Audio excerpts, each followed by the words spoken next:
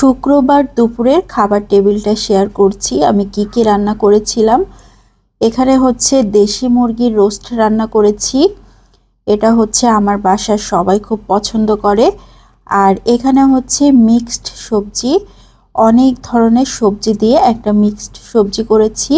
আর এটা হচ্ছে কাতলা মাছের মাথা দিয়ে মুড়ি ঘন্ট রান্না করেছি।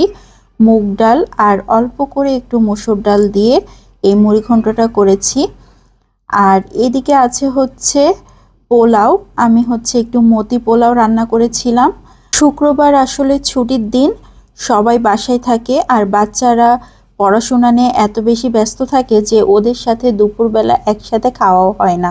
এই জন্য আমি চেষ্টা করি শুক্রবার ছুটির দিন হলে একটু অন্যরকম কিছু আয়োজন করার, যাতে বাচ্চারা অনেক বেশি খুশি হয় আর আমরা সবাই মিলে একসাথে খাবার টেবিলে বসে খেতে পারি।